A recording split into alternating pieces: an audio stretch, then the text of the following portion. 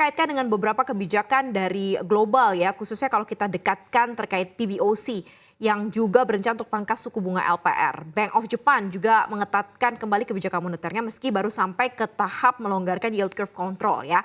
Nah ini seperti apa sebenarnya, ini apakah juga sinyal yang masuk ke dalam era suku bunga tinggi mulai pelan-pelan berakhir. Nah Anda melihatnya seperti apa tren ini Bu Dina? Ya, ini ada kontradiksi sebenarnya untuk Indonesia itu kita pingin turunkan cepat, tetapi kondisi saat ini tampaknya harus hati-hati sekali. Pertama memang ekspektasi terhadap inflasinya ya, karena kita menghadapi pemilu dan sebagainya, maka seperti biasa akan ada penahanan investasi kan di situ. Jadi memang akan menurun ya dari sisi itu. Tapi kalau kita lihat komoditas juga menurun gitu harganya. Jadi dua area inilah menyebabkan ya harga bisa naik kan kalau ekspor tadi arus perdagangan dunianya menurun, itu berita buruk juga buat Indonesia karena Indonesia kan tergantung sekali kemarin hasil ekspor kita yang besar kan karena harga komoditas naik. Jadi ini ada satu sisi kita ingin longgarkan, tapi di sisi lain kita khawatir ada kenaikan harga ditambah dengan El Nino gitu ya. Jadi sektorialnya ini yang mengkhawatirkan. Kalau saya lihat arus uang kita masih bisa punya peluang untuk menerima arus uang karena kita termasuk yang bagus ya secara performa. Inflasi makro performanya bagus, inflasi pertumbuhan. Tapi yang mengkhawatirkan di internal sendiri itu sektor-sektor yang tumbuh tentu tidak merata gitu ya. Jadi ada sektor yang booming di masa lalu karena surplus dari harga komoditas, tapi sekarang sudah mulai melemah, sementara sektor lainnya masih tertahan ya. Jadi industrialisasinya memburuk ya. Jadi ini yang menyebabkan kehati-hatian harus dijaga. Kita ingin mendorong ya. Jadi kalau bisa turun itu suku bunga supaya industrialisasi naik. Kan sektor mana yang mau diindustrialisasi cepat gitu ya. Ini yang harus hati-hati sekali karena tekanan globalnya luar biasa ya. Jadi 1-2 tahun ke depan ini berat. 2023 memang melemah, tapi 2024 diharapkan lebih baik gitu. Itu yang kita tunggu sebetulnya. Kita berharap bersama ya, tekanan globalnya berat, jadi memang apa yang diputuskan memang penuh dengan kehati-hatian.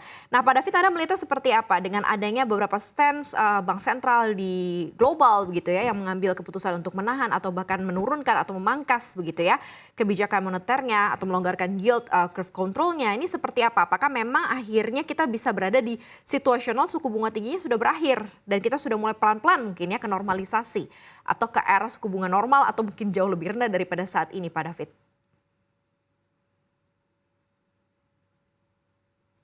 Masih di mute, Pak David mungkin bisa di unmute terlebih dahulu. Ya, situasinya memang seperti dikatakan Bu Nina tadi sangat spesifik ya, tergantung negara masing-masing. Kalau kita perhatikan China contohnya memang ekonominya kelihatan melambat ya, inflasinya juga nearly zero. Lalu kita perhatikan juga indeks manufakturnya sudah 3 bulan berturut-turut di bawah 50.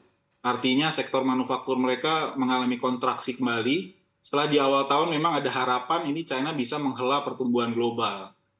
Dan kita perhatikan ini tentunya akan berpengaruh ya ke Indonesia sendiri. Dan Indonesia sendiri kelihatannya juga pemerintah kemarin ketika mengumumkan anggaran juga relatively konservatif ya.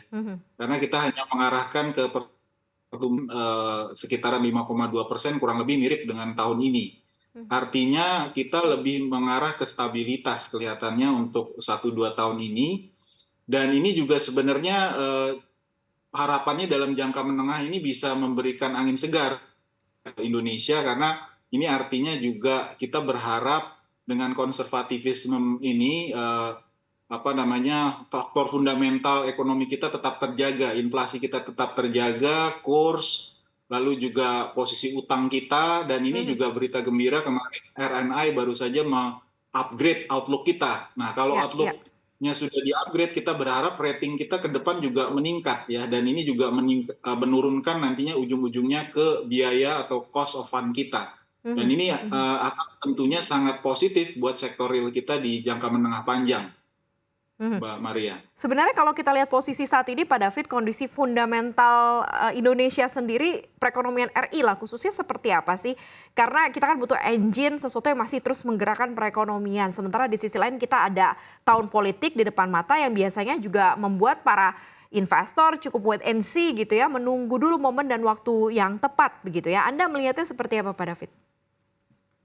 Ya, kelihatannya kita memasuki masa pemulihan setelah pandemi, tapi memang untuk kita boost lagi lebih tinggi daripada 5% ini masih apa namanya perlu sangat hati-hati. Imbalance, kita harus melihat juga kondisi global di sisi lain juga memang kita tetap ingin tentunya mendorong pertumbuhan agar ada penyerapan tenaga kerja tentunya.